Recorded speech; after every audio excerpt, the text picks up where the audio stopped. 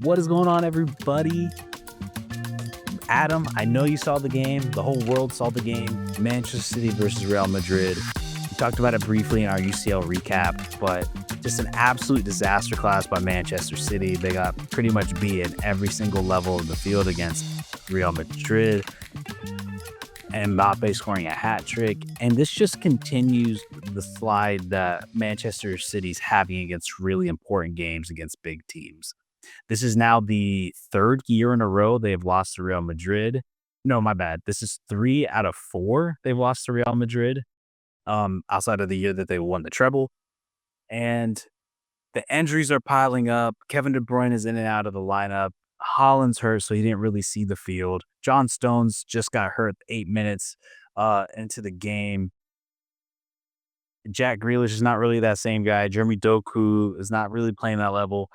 It just seems like this team is slowly starting to fall apart. And a part of me thinks it's because a lot of people have kind of figured out this team, I feel, this whole Pep system. It seemed like for a while there, they were doing something different from the rest of the Prem as well as the champ. They were just dominating at every level. Obviously, they were buying every single major player they could at the time. But I think it's kind of reached its tipping point where I think the current reign that City has had over the Prem, over the Champions League football is kind of over, in my opinion. I don't know if this is the final season for Pep, but I do think it's time to kind of maybe start do like a soft reboot, refresh entering this next season in this fall. But yeah, kind of what do you think of what you've seen so far from Madrid? I mean, not Madrid, Manchester City, the past, let's say, 3 months, 3.5 months. I want to say, to be honest, it's a combination of two things, maybe three. Um, I will agree that I think that Pep is one of the greatest managers of all time without question, but I think he's maybe losing some motivation. He probably wouldn't tell you that, but maybe he's thinking about retiring. Maybe he's thinking about doing something different. Who knows? But it doesn't look like he's having a ton of fun this year. Injuries is the second factor. Um, that's obviously going to play a huge role. And then the third one that I just kind of thought of, you know, as I was about to speak, I think part of this is they've played at such a high standard over the past few years that any dip is going to be like, oh, what's going on?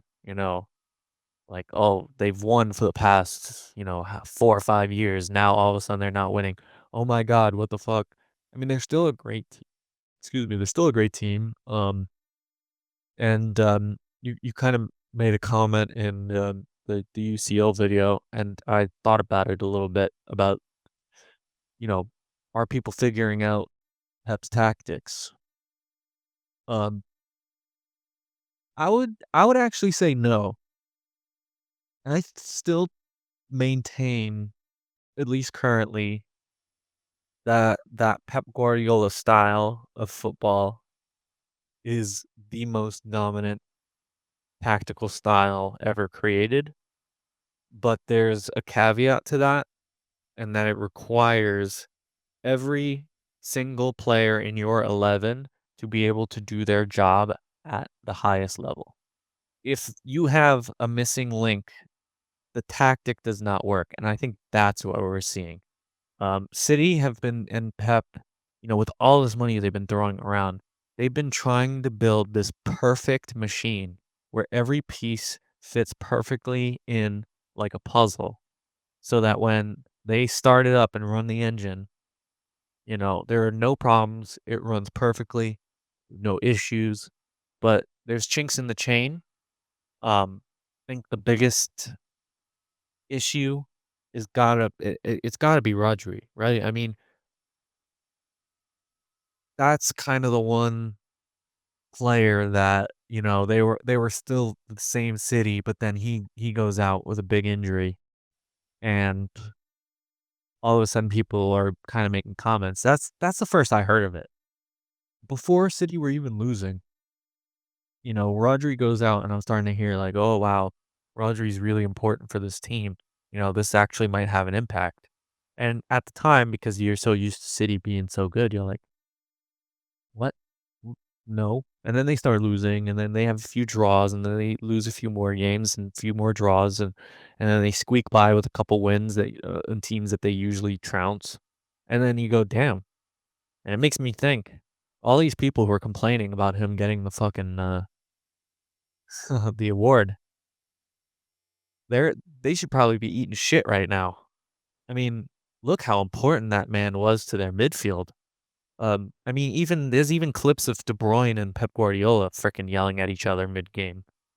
Pep's like, "Hey, do this, do that," and De Bruyne's like, "Shut the fuck up." It's tense.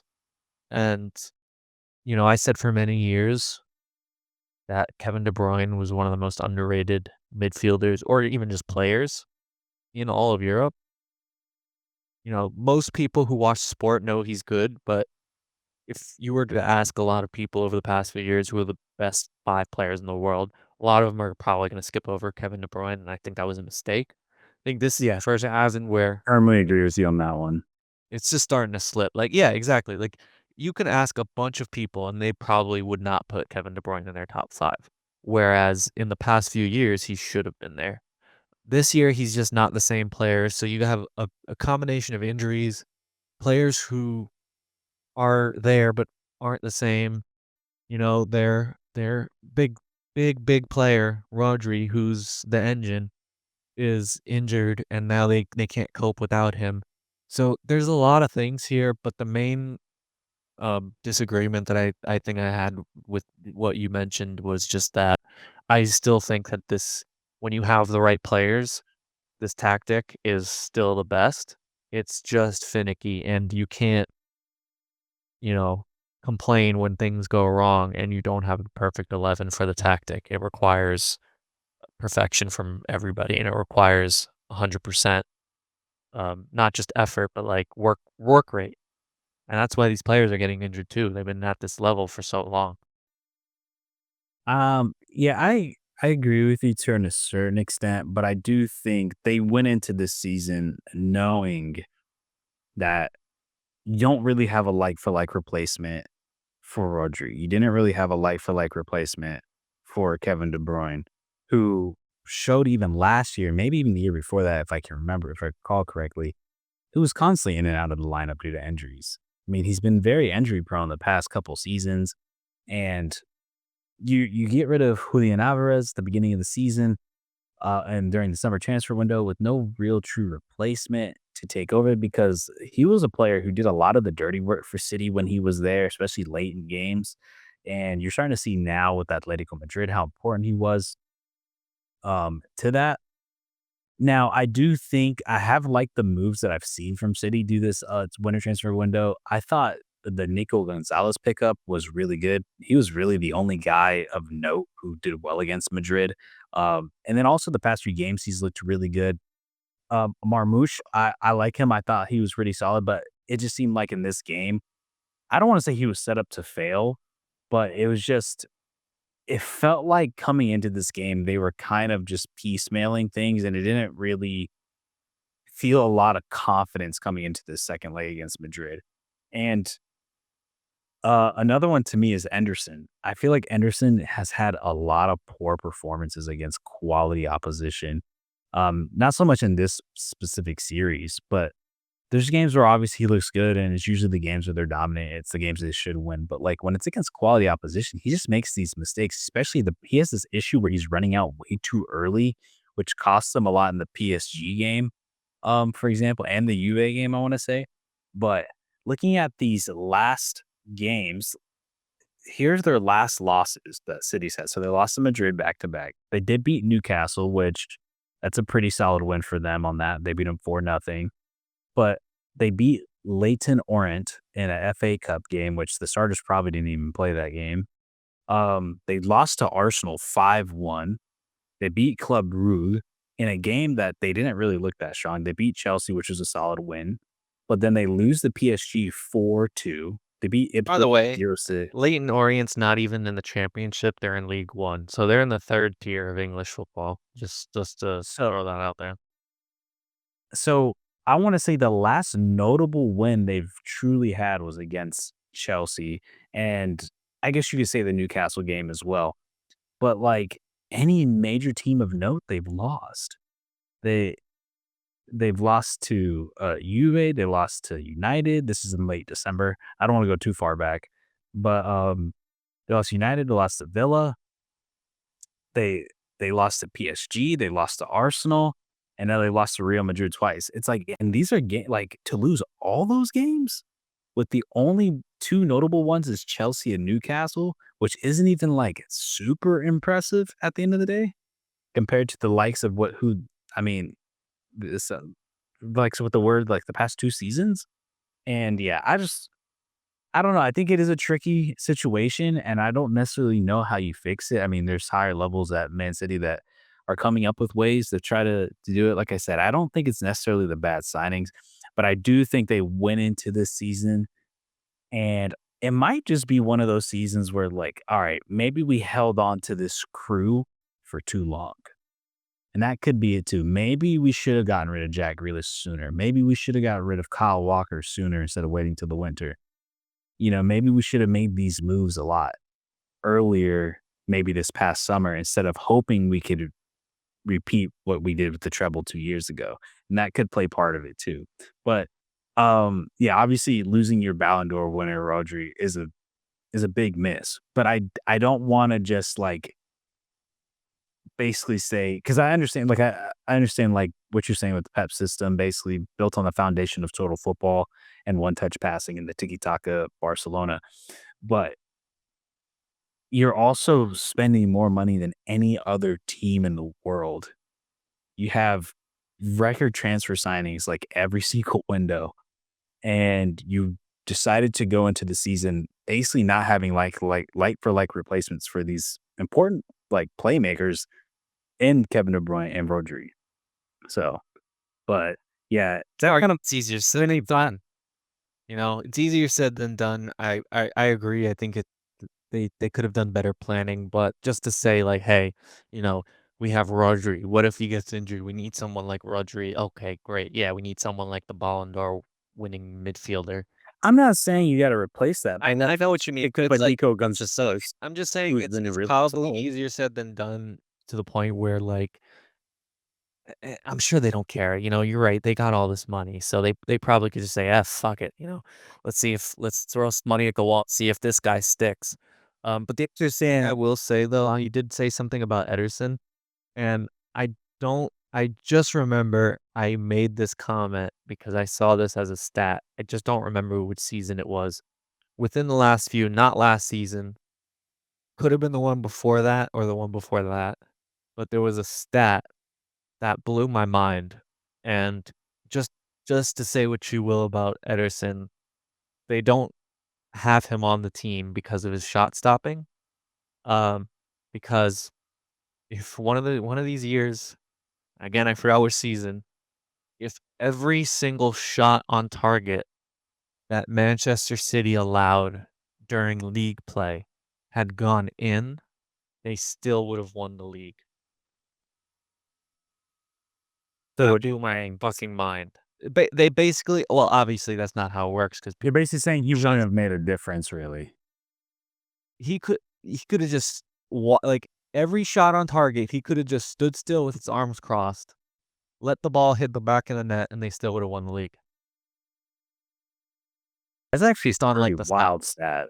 Yeah. But that yeah, it makes sense though based on the type of possession ball like Pep likes to play. So it And the kinda type of makes sense. games that they won, a lot of these games, I feel like in that season, they would have, like, quite a few of, like, these 4 nothings, 5 nothings, That 4 must have been a more. terrible year. See, That must have been so you don't I don't I maybe, but I know this last is year they one were of those 3 dominant years because it sounds like a crazy stat, but then when you think about it and you're like, "Well, yeah, I guess technically in that game they won 3 nothing and they were playing against, I don't know, let's just say Brentford or whatever, and Brentford was bottom tier at the time, and Brentford only got 2 shots on target or even 3 shots on target. So, yeah, let's say all 3 of those go in. Okay, that's a draw instead of a win. So, if you do that for every game, they somehow still win the league, which Now, is to be fair to him, that is a wild stat. but also, like, there's a lot of things that come into play when it, like they might be Possession's a a lot of shot his that yeah, possession, but that then also but they have him positioning. because of his ball playing ability, so I will say that if you're gonna criticize him and some of his coming out decisions, that's part of it, so I agree you're fully in the right to criticize him there, but that is quite literally the reason why they have him. That's why Arsenal have had countless good backup keepers that they just say, "Eh," and they send to different clubs. You know, the whole Matt Turner thing didn't work out. Great shot stopper, but they're like, "No, we can do better." And then they get Raya, and Raya is like the full package. He's a freaking stopper, and I'm as confident with him on the ball as an Arsenal fan than I am with a midfielder on the ball, genuinely. And Yeah. that's why they picked the goalie they picked. So, even with a team like Arsenal just saying, "Ah, no," and then Ramsdale being sent out and Leno not good enough, these are not bad goalies. These are goalies that plenty of top teams would just be like, "Yeah, I'll take him. I'll take him right now." Um, so that was just the only other point I wanted to add. Yeah. But, yeah, I mean, I think that's it. I'm curious to see what happens with City. I think they're pretty much out of the title race for the Prem. It seems like it's all Liverpool all day. I guess So, why not? Let's end it with this. Liverpool's the next match for City. I think it's pretty obvious we both are in agreement Liverpool's gonna win, but you think they're gonna actually make it a match, or is it gonna be kind of like an Arsenal 5-1 type situation? I think it's gonna be I think it's gonna be pretty bad, to be honest with you, because of the fact that they're still out, like, players. If they're full strength, I would do like, if you had Haaland, you had De Bruyne out there, then maybe, but like I said, though, I've really liked what I've seen from Nico Gonzalez. I'm curious to see what happens when Roger comes back eventually next season to have that double pivot with those 2 guys. That'd be pretty good. And I do wanna say too, to shout out real quick, I thought Gundogan has had a pretty good, season. I've liked what I've seen from him. Always Um, rated him. but yeah, I mean, this is Liverpool's day, man. It just they this they're the best team in the world, in my opinion. They've just been unstoppable, unbeatable. I know people make fun of Darwin for missing sitters and stuff, but that's pretty much the only thing They've had from them. some hiccups. Yeah, Have had little hiccups this past week. So my prediction is obviously I think Liverpool's gonna win. I think that the scoreline is gonna be closer than we think. I think it might be like a 2-0 or a 2-1. But I think that if you watch the whole game, you're gonna think that it's a Liverpool domination. Liverpool are gonna look dominant, but I don't think the scoreline is gonna be so ridiculous. my only thing with that is like when City loses, they make it a point that they lost. That's Like true. Like, recently, yeah, that's true. pretty bad. I mean, they are True, but, sporting 4-0, but anyways, you're right, but I'll stick with it. let's end it off there. Yeah, let us know what you guys think in the comments down below. Do you think City could possibly bounce back this year in a big matchup against Liverpool? Do you think next year they will be right back on top? Do you think Pep will retire? I don't know. Let us know down in the comments below what you guys think. And yeah, we'll see you guys in the next one. Peace out, everybody.